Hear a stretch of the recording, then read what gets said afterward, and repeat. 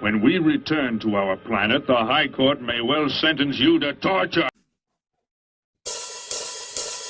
He likes movies, we like movies. SeptumSin versus the world. SeptumSin versus the world. SeptumSin versus the world. SeptumSin versus the world. I'd buy that for $1.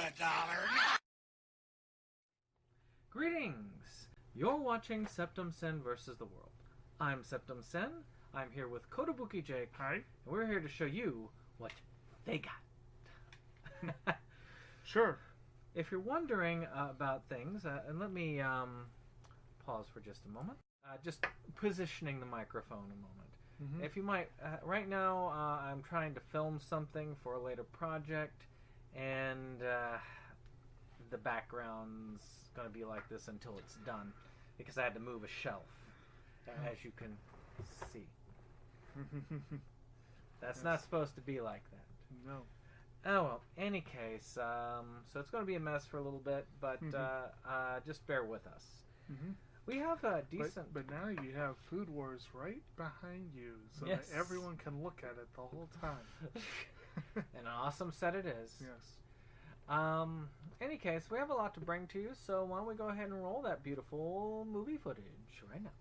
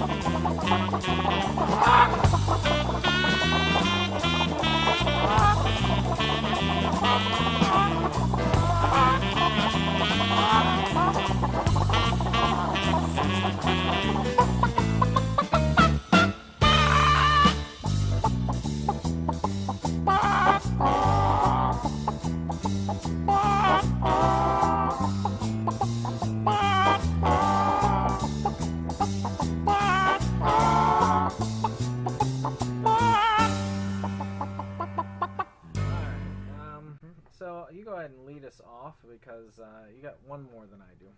Okay, well, I guess I'll go ahead and start. If you clicked on this and looking at the picture, you see we put up a couple things. He has the old school Funimation packaging of the two-part packaging. Before it was even released on Blu-ray. Yes. But if you notice, when you look at these Black Butler packages, you'll see that nice little logo down there. I need Plex. Hey, I got those for $5 a piece. Yes. So this naturally is one of the series that Funimation no longer has, because Aniplex wanted to bring it home. So they are now re-releasing this part of the series in a single pretty looking case for $150. If you don't have Black Butler, the first series is really good. You have Sebastian Michaelis, who is one hell of a butler, and CL Phantom Hive, who is the scion of the Phantom Hive, or Funtum. Is it Funtum? Is the name of the Hive, I think.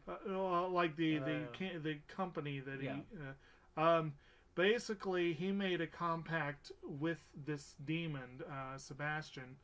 And they're surrounded by the three very unusual servants, yes. not to mention the old man who's The first series was really good, and for the most part, it was a pretty good. I've been reading the manga, and it's good manga. And the first series is a pretty good adaptation of the manga up until the last little bit. It was one of those series where they had to twist it because they ran out of manga, and they finished the series. Yeah. And then it was so popular, they're like, wait, we need another series. We'll see if Aniplex does season 2, but most people don't care for season 2. But it'll be $500.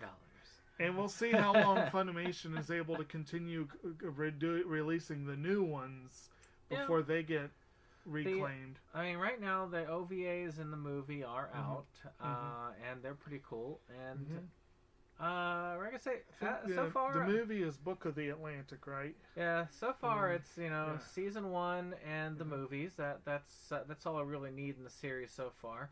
And well, the OVAs, I guess. What they did basically was when season 2 crashed and burned, it kind of went on the back burner for a while. But recently, they've started. Book of the Atlantic adapts an arc where all the characters are on a luxury liner, and it's a zombie themed story. Oh, yeah. Book of Murder is sort of a murder mystery Sherlock Holmes kind of story, and Book of Circus is actually an important part of the plot because it introduces a major recurring character, and they're all pretty interesting. Oh, yeah, they show what this series had that was intriguing, whereas the second season did not. Did not. So going on props, mine is going to be the Lupin the Third, part 2, but number 3. Right now, this is all that's out, and that's the first 79 episodes. This is what was not bad, and this really was what had been previously released of the second season. You can get it in these little, you've seen them probably around the singles. This is what they released up to. They had an English dub for it. I didn't realize they got to 79 episodes. Yeah. Most of those singles are what, 3-4 episodes? Yeah, so they have the original English dub, everything for this. They could not afford to dub the last half of the series, but they did get the rights, and they went ahead and they're going to release it. So part 3 is coming out, and then part 4 should hopefully be out before the end of the year, and then we'll actually have a complete part 3. Part 2. And my hope is that part 3 will be released. It's actually this is the longest of the series. It's a massive one comparatively. The next one I think is only 26 episodes. Right. So once that one's released, they'll have caught up because 4 is already out, and 5 is just finished or is currently airing. I can't remember. Yeah, it's in that. It's in the ending stages anyway. So that would be great to have all of it. And Eastern Star, I think it's Eastern, or Discotheque, has been really working at trying to get Lupin all over here. Lots of specials, lots of cool stuff. I am very happy about that. I've been trying to buy them as they come out. Unfortunately, right now my wallet's out. It's dry, so I'm going to have to wait. What's up, Carp? And apparently we have a cat trying to get on the action. Yes, kitty? Go ahead. All right. So the next one on my list is one of the year's Oscar bait movies that may have a nomination come this week. We will find out. But it's a movie called Boy Erased. That, if I recall correctly, I believe it's Russell Crowe, Nicole Kidman, and Lucas Hedges. Does that sound right? Yeah. And I believe, if I remember correctly, that it's set in Australia, I think, which would make it a rare for both Crowe and Nicole Kidman sort of a return home. And essentially the gist of it is it's about a kid who comes out to his parents and it doesn't go well. So that's, or gets outed, or I can't remember the exact. I haven't gotten to see it, but I'd like to see it. I do have a hold on it through the library. But like I said, that was probably one of the higher profile new ones coming out this week. Yeah. Well, one that I know, there are actually 2 things that are out. One on your list, one on mine, that really both of us wanted to talk about. And I'm going to start us off with this. And that is, Cat in My Face, apparently. Cat in My Face. I never heard of that one. It's a movie we both watched this, I think, August. Yeah. It is called Night is Short, Walk On Girl. Yep. It is a very awesome one. You probably have heard us talk about this before. Mm-hmm. It is done by... Okay. Oh, whoa, Carpy. Okay. Now, with that distraction out of the way. What was the guy... I know you keep the Japanese Masaki names. Yuasa. Yes. He's done things like Devilman Crybaby, Tatami Galaxy. There's a new one that's coming out also that's by him. Carpy. Oh. Carpy. Yep. You see, This cats could go make very badly. cats make trouble. There you go. He wants to destroy my set. What's left of it? What was the one that's coming out soon? I didn't realize he had one coming up. I mean, the one that's not like that's being released. I well, think there's like a DVD release coming soon. oh well, there's a- yeah, he's there's got another one. Well, it actually came out in theaters last spring. He had two Yeah. that came out here last year, and we missed the first one, and that's the one you're talking about. Yeah, I that's think the it's one I'm called talking Lou about. Over the Wall. Yeah, and of course, Tatami Galaxy. I've been so tempted to get the European release because it is cheap. They need to do an American And, release. I really would like to see it. Maybe this one because it did get some recognition. Right. Maybe it will get enough. I feel like Mirai was a better choice for the Globes to nominate if they had to nominate just one, Mm-hmm. because it's a little bit more universal in its appeal. And it's awesome. But this one is just art. If you like art and it comes to animation, this one really does. And it does. The one reason why we were talking about it as a possible Oscar nom is that it doesn't feel as anime as some of the others.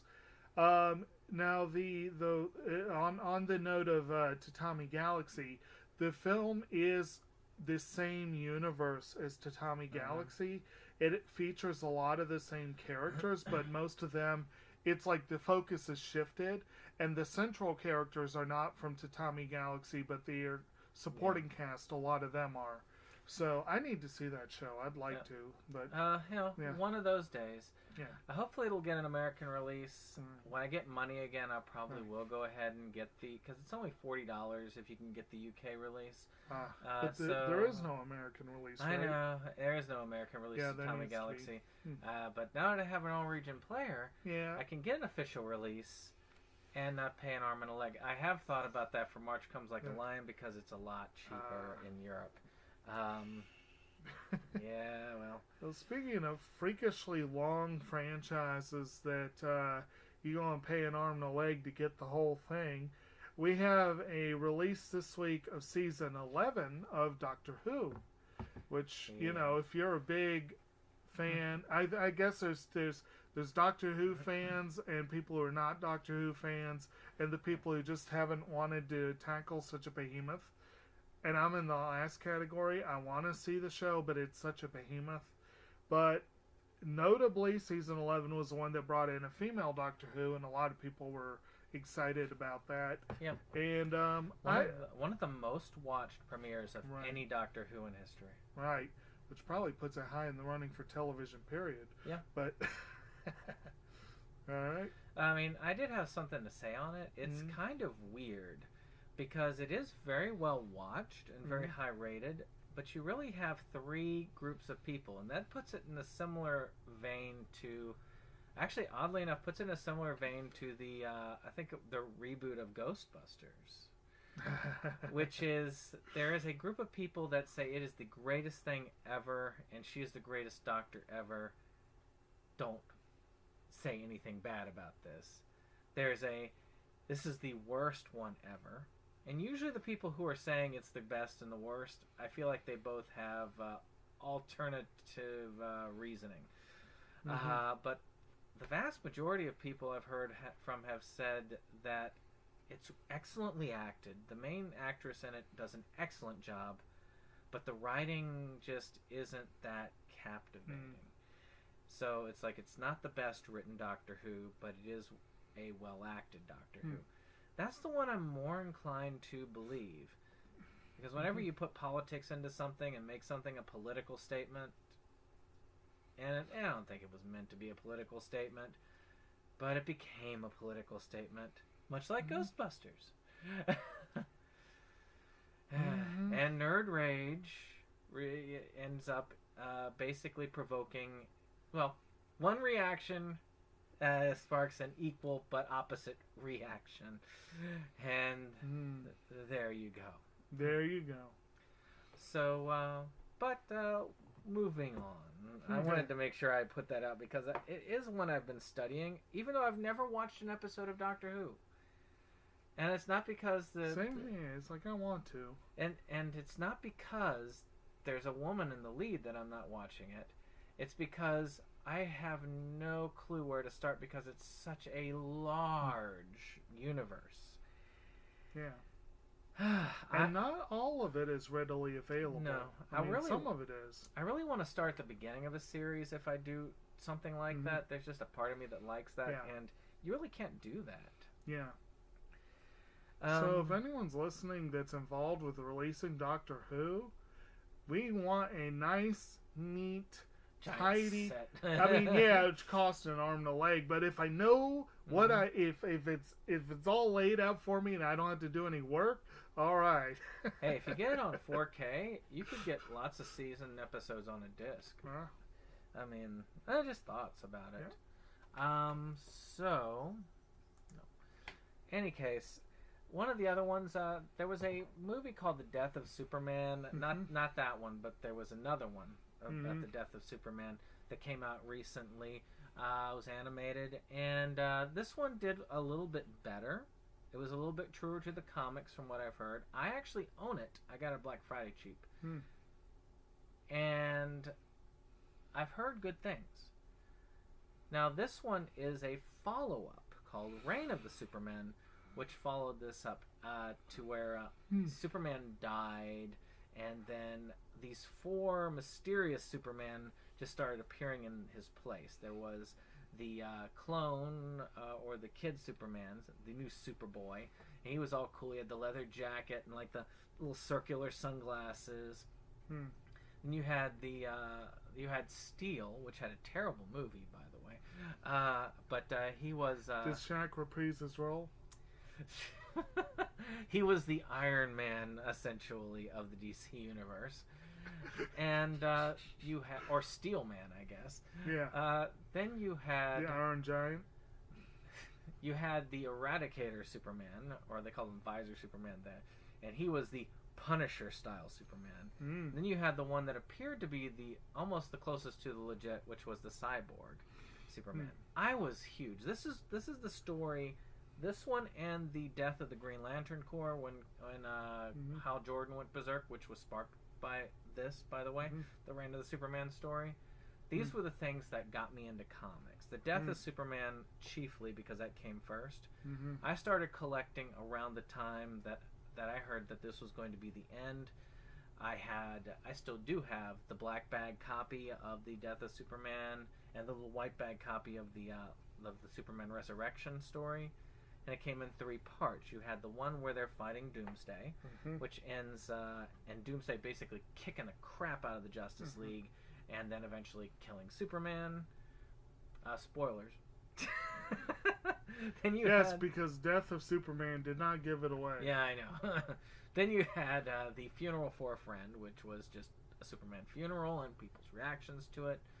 And then finally you had the Reign of the Superman, which you had these 4 Supermen, and you were supposed to guess who was the legit reincarnation of Superman. And they tried to pull that whole surprise angle at the end where they brought Superman back officially from the dead.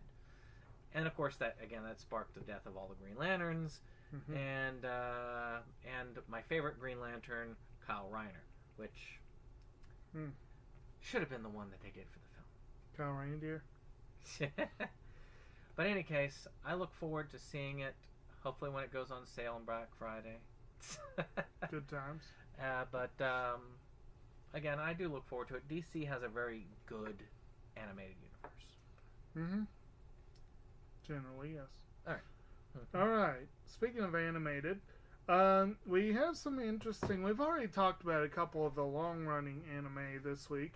there's a couple of additional anime coming out, and one that I don't know much at all about, but I believe I read a review for it. I know that I've looked a little bit into it. It looks kind of interesting.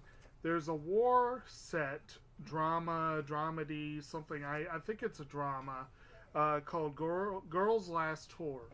And all I know is it's war set, and that it has a very unusual and fairly unique art style.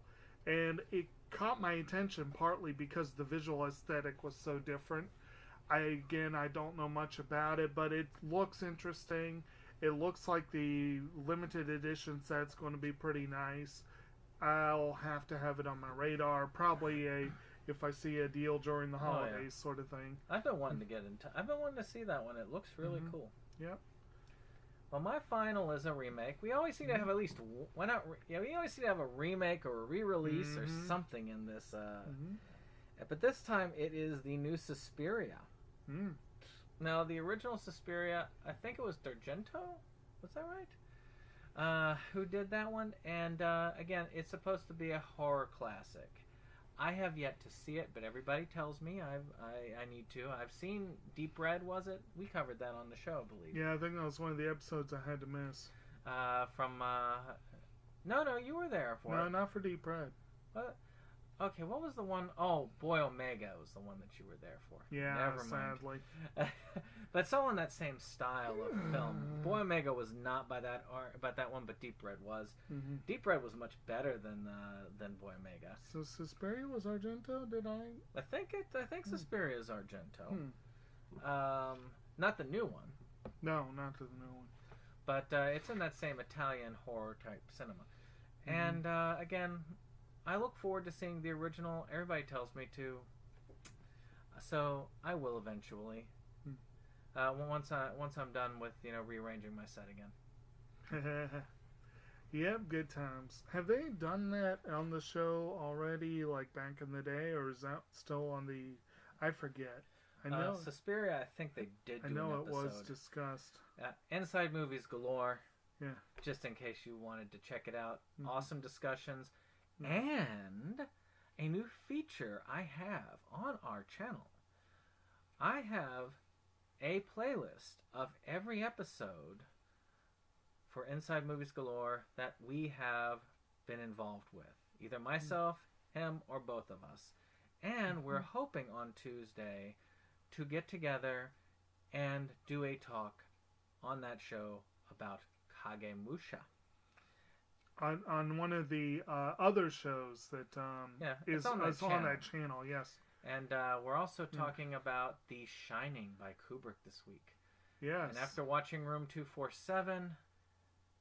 So think about that. We're doing two overlong films from 1980 that are both by indisputable masters of cinema, but they're very, very different films. And they should make some interesting discussions. Yes. But, of course, you got Stanley Kubrick in the one corner and Akira Kurosawa in the other. So there's, interesting... The last one I have to discuss is one that I really want to see. ANN has raved about this series. I love the visual aesthetic to it. The set looks really cool. But Funimation is doing that super annoying thing where they're doing the first season in 2 parts. So you gotta buy the one with the art box and then buy the other one to put in the art box. I may do that for this one. I don't want to. But that is the series, The Ancient Magus Bride. I've heard really good things. I've heard really good things about the manga. It looks interesting. My understanding, I don't really know the full details, but somehow I can't remember if the mage summons the girl or if the girl summons... I can't remember what order that happens, but one ends up summoning the other, and it's... Supposedly they make a really interesting couple in a way, but I don't know. But I do know that it looks really interesting, and it's supposedly really good. And if you don't mind doing that piecemeal thing because you want the really nice looking set, go for it. I'll probably end up waiting for a more compact series later on. We'll see. Yeah. Yeah. And part 2 is coming out in April, I think it was. So just to give you a heads up on that. Yeah. Well, I guess that's it. Yeah. I hope you all enjoyed this update. Please let us know what you're looking for on release. I do have a little bit of release news on Camp Blood. The newest Camp Blood is going to be coming out hopefully this spring. And they have an executive producer that they just named. So congratulations on that. Check out David Sterling's channel. He is an awesome filmmaker, and he has some of the coolest lower budget horror that you will run across. Okay. And with that being said, we'll see you on the next one. Goodbye.